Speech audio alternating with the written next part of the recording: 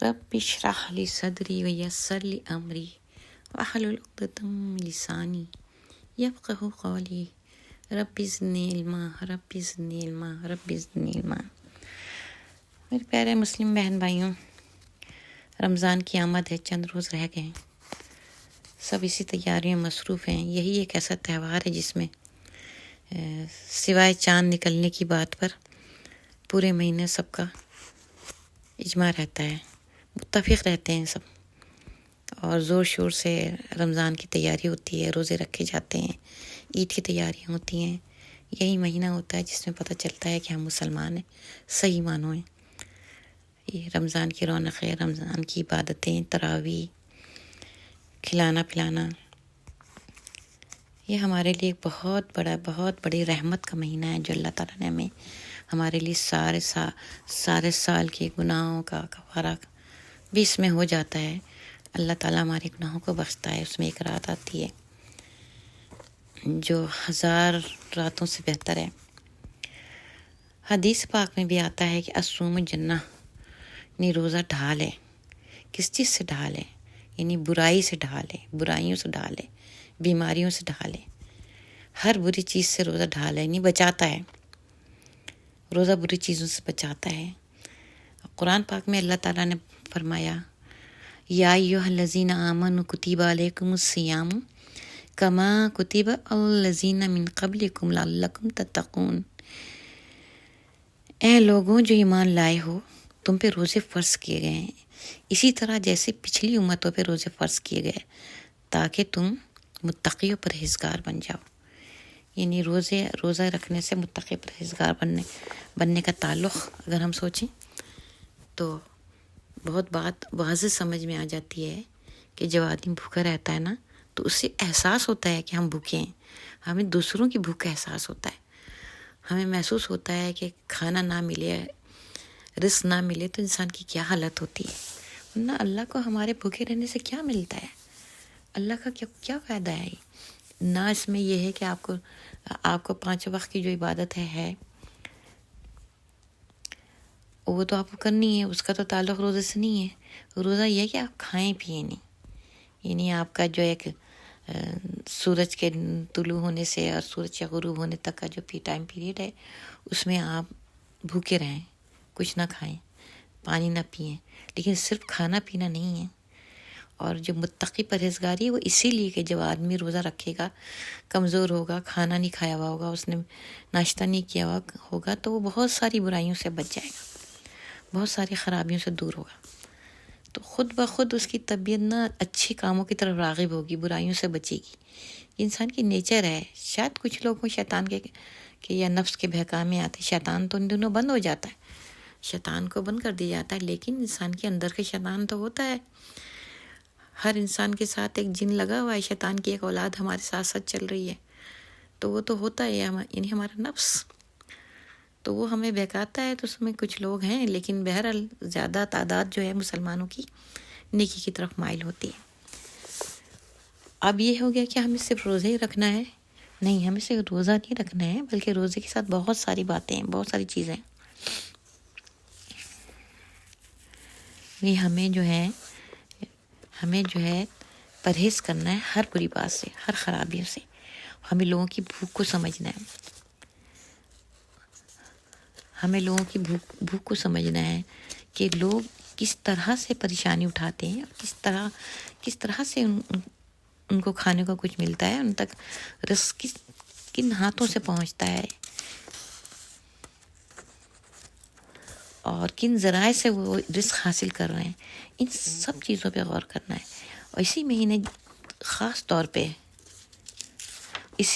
خاص طور پہ زکوٰۃ کا نظام قائم کیا گیا ہے۔ یعنی زکوٰۃ آپ پورے سال دے سکتے ہیں، جب ہمارے پاس پورا سال گزرتا ہے اور ہمارے پاس ایک خاص رقم ہوتی ہے، 7.5 تولے سونے سے زیادہ مالیت کا سامان اور 52 تولہ چاندی یا اس سے زیادہ کا سامان ہوتا ہے، تو ہمارے پر لازم ہو جاتا ہے، فرض ہو جاتا ہے کہ ہم اپنے مال سے 40واں حصہ اللہ کی راہ میں محتاجوں مسکینوں کو دیں۔ تو ہماری کوشش یہ ہوتی ہے اور ہونی بھی چاہیے کہ ہم رمضان کے مہینے اس کو نکالیں تاکہ اس میں دوسرے مسلمان بھائی بہن بھی آرام سے سہولت سے روزہ رکھ سکیں اور عید کی بھی تیاری کر سکیں. تو بہتر طریقہ یہ ہے کہ ہم رمضان کے مہینے میں زیادہ سے زیادہ صدقہ کریں. کہنے کا مطلب یہ نہیں کہ ہم صرف رمضان میں صدقہ کریں یا پورے سال ہم مال لے کے بیٹھے رہیں، سامان لے کے بیٹھے رہیں. کچھ نہیں پتا کہ زندگی کی گاڑی کہاں پہ رک جائے گی، سانسیں کب بند ہو جائیں گی. تو ہمیں چاہیے کہ پورے سال بھی ہم کریں، لیکن رمضان کے مہینے اس کی رفتار ہم تیز کر دیتے ہیں اور کرنی چاہیے، اور اپنی خوشیوں میں سب کو شریک کرنا چاہیے. تو یہ بہترین مہینہ ہے کہ ہم اس میں زیادہ سے زیادہ صدقہ دیں، اللہ کی راہ میں محتاج مسکینوں کو زیادہ سے زیادہ کھلائیں. اور یہ جو 40واں حصہ وہ تو فرض ہے، وہ تو آپ کو کرنا ہے، وہ تو اللہ کا حکم ہے، اور ہم اس کو نہیں کریں گے تو گناہ کبیرہ ہے. اس کے بعد جو دوسری چیز آتی ہے وہ زائد مال اللہ کی راہ میں خرچ کیا جائے. اس کو عربی میں صدقہ اور اردو میں اس کو خیرات کہتے ہیں. تو صدقہ کرنے سے کیا فائدہ ہوتا ہے؟ صدقہ کرنے سے سب سے بڑا فائدہ تو یہ ہے کہ اللہ تعالیٰ خوش ہوتا ہے کہ اللہ تعالیٰ نے اپنے جس مخلوق کا رزق تنگ کیا ہوا ہے، کم دیا ہے، یا اس کی جو مخلوق جو ہے معذور ہے، ضعیف ہے، یا معصوم یتیم بچے ہیں، یا کوئی بیوہ ہے، یا کوئی کمانے کے لائق نہیں ہے، اس کو ہم اپنے حصے میں سے زائد کھلائیں پلائیں، اس کو ہم دیں، اتنا اس کی مدد کریں. تو یہ اللہ کی مخلوق ہے، تو اللہ ان سے بھی ایسی محبت کرتا ہے جس کو اللہ نے بہت کچھ دیا ہوا ہے. تو یہ اللہ کی خوشی کا باعث ہے. اور ہمارے لیے کیا فائدہ ہے؟ ہمارے لیے یہ فائدہ ہے کہ صدقہ کرنے والا بری موت سے مامون رہتا ہے، یعنی محفوظ رہتا ہے. اور موت کے وقت جو شیطان اس کو وسوسہ پیدا کرتا ہے، اس وسوسوں میں وہ مبتلا نہیں ہوتا. یا اگر کوئی شخص کسی ایسی بری بیماری میں مبتلا ہے کہ اس بیماری سے پریشان ہو کے وہ صبر کا دامن چھوڑ دے، یہ سوچے کہ میں اتنی دعا کر رہا ہوں، میرا اللہ میری کیوں نہیں سنتا، یا مجھے کیوں پکڑے گیا، آخر میں ہی کیوں، مجھے کیوں یہ سزا ملی، میں کیوں تکلیف میں ہوں. تو بعض دفعہ بعض ناسمجھی میں لوگ کفر کے الفاظ کہہ دیتے ہیں. اور خاص طور پہ مرتے وقت شیطان بہت ورغلاتا ہے. خاص طور پہ شیطان آتا ہے مرنے والے کے قریب. تو جو لوگ صدقہ کرتے ہیں وہ اس چیز سے بری ہو جاتے ہیں، محروم نہیں، بری ہو جاتے ہیں. ان کو اللہ تعالیٰ بچا لیتا ہے اس بات سے. علماء فرماتے ہیں کہ صدقہ دینے والے کے لیے حسن خاتمہ کی بشارت ہے کہ جو اخلاص کے ساتھ صدقہ دے گا اس کا حسن خاتمہ ہوتا ہے. عظیم دولت اس کو ملتی ہے کہ وہ اس کے لیے جنت کے راستے کھل جاتے ہیں، جنت کی کھڑکی کھول دی جاتی ہے. شیطان کے وسوسوں سے محفوظ رہتا ہے صدقہ کرنے والا. آپ چاہے کتنے بھی مرض کی شدت میں ہوں، ناشکری کے الفاظ ایسے آدمی کے منہ سے نہیں نکلتے جو غریبوں کی مدد کرتا ہے، جو صدقہ خیرات کرتا ہے. ناگہانی موت سے رکاوٹ بھی بنتا ہے. ناگہانی موت کتنی بری ہے، جیسے سمندر میں ڈوب کے مر جانا، جہاز سے گر جانا، یا ایکسیڈنٹ میں مر جانا، کسی کا اچانک شوٹ کر دینا. اس طرح کی اچانک موت ٹھیک ہے، اس کو شہادت کا درجہ حاصل ہوتا ہے، مگر اس موت کو بھی اچھا نہیں کہا گیا ہے، کیونکہ انسان کو موقع نہیں ملتا کہ وہ اپنے گناہوں سے استغفار کرے، گناہوں سے توبہ کرے. موت وہ اچھی ہے، چاہے انسان بیماری کی حالت میں ہو، چاہے وہ زخمی حالت میں ہو، کہ اس کو اتنا ضرور موقع ملے کہ وہ اللہ تعالیٰ سے استغفار کرے، اللہ تعالیٰ سے گناہوں کی معافی مانگے، اور پلس جن لوگوں کو اس نے تکلیف پہنچائی ہے ان کے ساتھ معافی تلافی کر لے. تو ایسی موت سے صدقہ کرنے والے محفوظ رہتے ہیں ناگہانی سے. وہ آخری وقت میں محسوس کرتے ہیں کہ ان کا آخری وقت آ گیا ہے، جانے کا وقت ہے. تو بہن بھائیوں، یہ بہترین چیز ہے کہ آپ جو ہیں رمضان کے مہینے میں زیادہ سے زیادہ لوگوں کی مدد کریں. لوگوں ہر گھر میں کھانے کے لیے ہو، ہر روزہ دار کو کھجور میسر ہو، کھانا میسر ہو، کچھ فروٹ ہو، کچھ ایسی چیزیں ہوں جس سے اس کی صحت اچھی رہے، مضبوط رہے، اس کا دل خوش رہے. تو اگر ہم اپنے کھانے پینے میں سے تھوڑا کچھ کمی کر کے کسی کو دے دیں تو کچھ فرق نہیں پڑ جاتا. جس کے پاس زیادہ ہے وہ زیادہ کرے، جس کے پاس کم ہے، تھوڑا ہے، وہ تھوڑا ہی سا دے دے. اگر آپ کے پلیٹ میں 2 کھجور ہے اور آپ نے ایک کھجور کسی فقیر کو صدقہ لگانے والے کو فقیر کو دے دی، تو آپ کو اس کا اتنا ہی ثواب ملے گا جتنا کسی بہت بڑی رقم کو دینے والے کو ملے گا. کسی نے لاکھوں خرچہ کیا تو آپ 1 روپے ہی کریں اگر آپ کے پاس کمی ہے. اب ایسا نہیں ہے کہ اگر آپ جو ہیں 10 لاکھ کے مالک ہیں اور آپ کسی کو 10 روپیہ دے رہے ہیں. آپ اپنی حیثیت کے لحاظ سے، اپنی پوزیشن کے لحاظ سے صدقہ کریں، لیکن اس میں بھی ایک شرط ہے. جو آپ صدقہ کریں گے اس کے لیے بھی ایک شرط ہے کہ ان پر پورا اترنا ہے آپ کو. سب سے پہلی بات یہ ہے کہ جو آپ جس پر اس کو صدقہ کر رہے ہیں، جس کو کچھ دے رہے ہیں، آپ کبھی اس پہ احسان نہ جتائیں.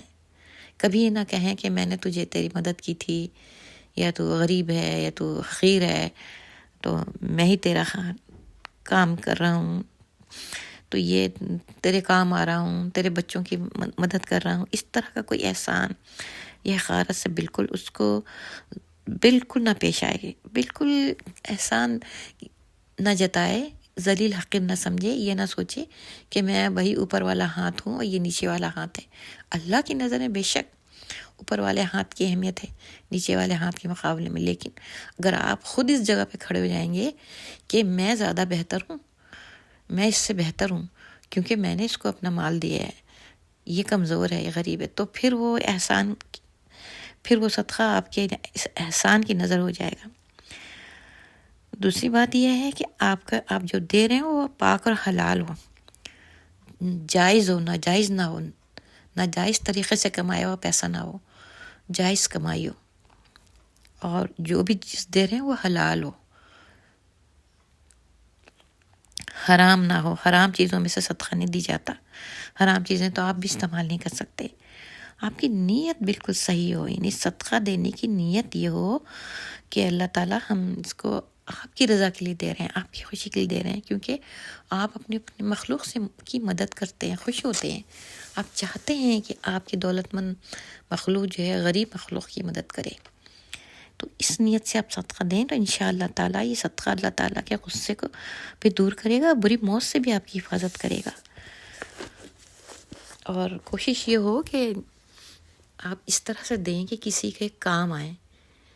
کھانا تو کھلائیں. رمضان کا پورا مہینہ اس لیے ہے کہ آپ غریب کا پیٹ بھریں، مسکین کا روزے کے وقت پیٹ بھریں، اور اس کو اتنا دیں کہ جس طرح سے آپ نے خود خوش ہو کے کھایا اسی طرح غریب روزہ دار بھی خوش ہو کے کھائے. پھر فطرہ نکالنا یہ بھی بہت ضروری ہے. یہ روزے قبول نہیں ہوتے، اس بات کو ذہن میں رکھیں.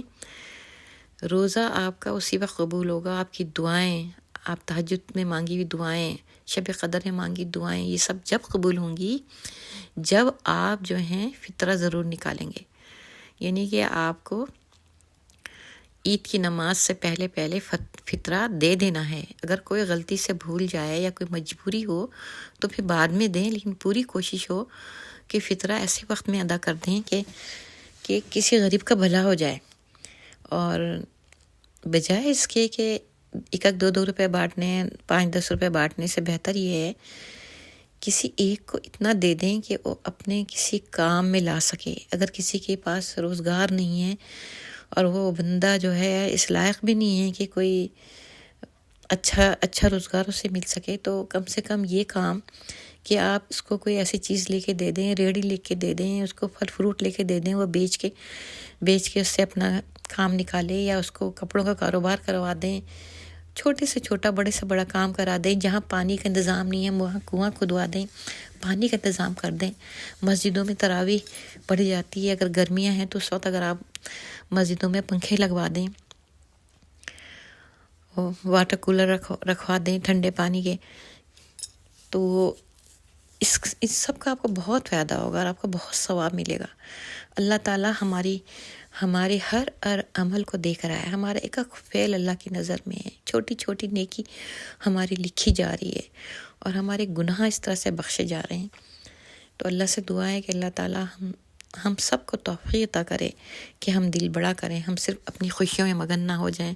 قیمتی جوڑے پہن کے لاکھوں کے کپڑے لش پش کرتے اور راتوں کو جا کے ساحل سمندر پہ دعوتیں اڑانا، کھانوں پہ بے انتہا خرچ کرنا، لباس پہ بے انتہا خرچ کرنا، عید کی تیاریوں میں مگن اگر آپ کے پاس اتنا ہے تو کریں، لیکن اس میں غریب کا حصہ ضرور رکھیں، غریب کا حصہ ضرور دیں، ان کو اپنی خوشیوں میں شریک کریں، کہ اللہ کی رضا اسی میں پوشیدہ ہے۔ اللہ آپ کو اسی طرح سے دیکھ رہا ہے کہ آپ اس کے مسکین بندوں کے ساتھ کیا کر رہے ہیں۔